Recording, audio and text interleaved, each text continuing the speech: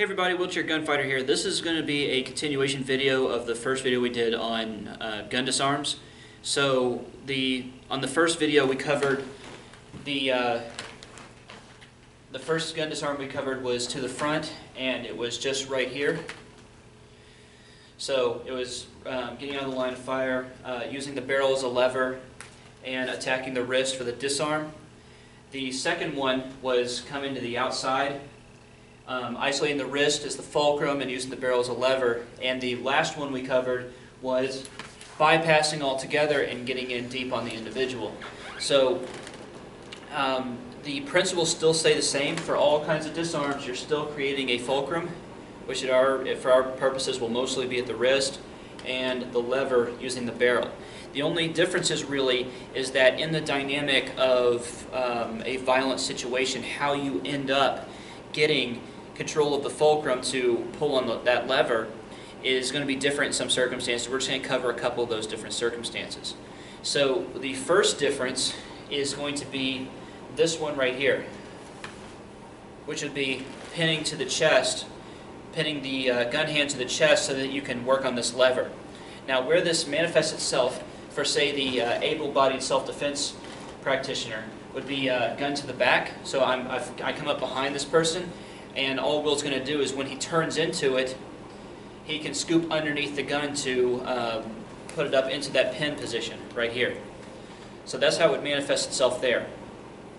Where it manifests itself in the wheelchair is if it's kind of more in these more messy situations where I'm off to the side and the gun is presented, and I kind of get him in here, and now I've got this pin. And where this works, it can work against either side. It can work on this shoulder, same side, this shoulder, and now I have the lever this way. If it's on this shoulder, I have the lever this way, and vice versa, his other hand, this shoulder or this shoulder. It really doesn't matter. All that I'm trying to do, let me get in close here, all I'm trying to do is get this right where I would put the buttstock of a rifle is where I want the crease of his wrist, and where I'm pressing the inside of my hand to my shoulder. And it creates a little pocket which he cannot pull the pistol out of. So go ahead. It doesn't take a whole lot of strength to pin something right here. As long as he's still got the gun in his hand, it's going to be larger than the hole that I'm creating with my hand. So he can drop the gun, but that gives me, and I'm not going to sit here and fight with him wrestling for this gun. I'm going to get him in this position. I'm immediately going to go for the disarm, or I'm going to get him into a similar position where I can still strike, right, before I get my disarm. Okay? Some other places it shows up. It can even show up from the front. If I kind of botch this one here, right, I come in and I get in too deep, it's right there. So in the beginning, what you can do is practice these methods of trapping. So if I try to come in here, I've got this.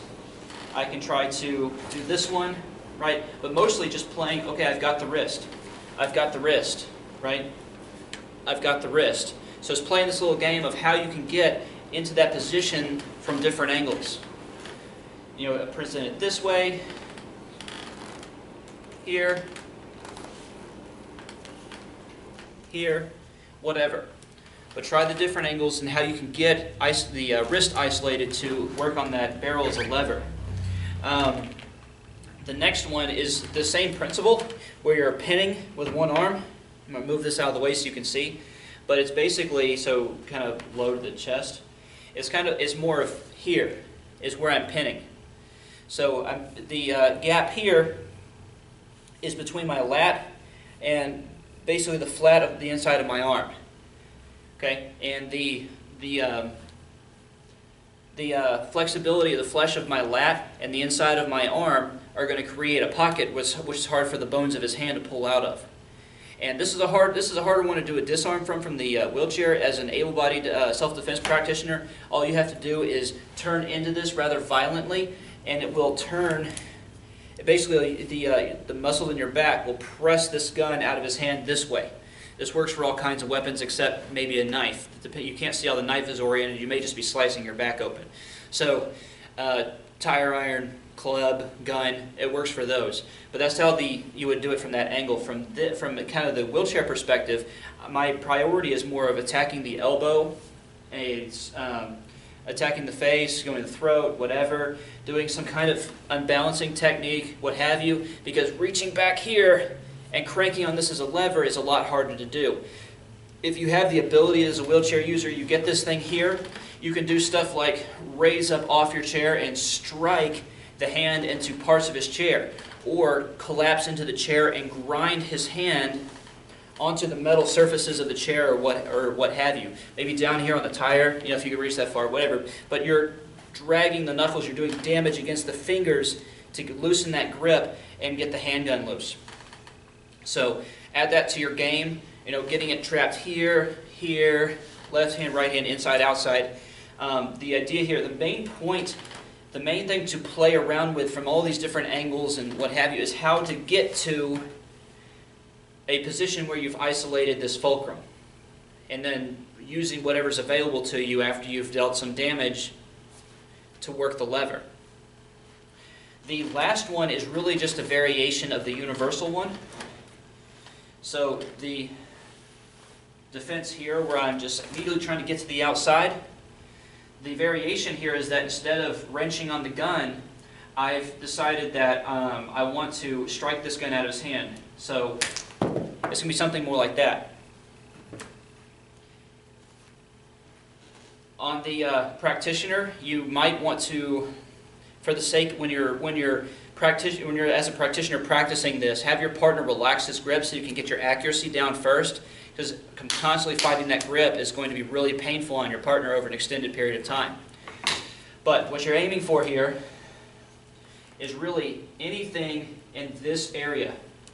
It's anything in this area between the knuckles and the ends of the fingers. You're really attacking the base joint of the fingers. And what you're doing is, as you're pushing, you're not just striking, but you're pushing all the way through and stripping.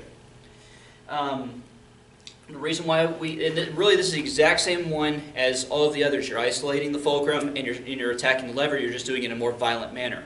This is faster, but it creates it requires a much greater degree of speed and accuracy.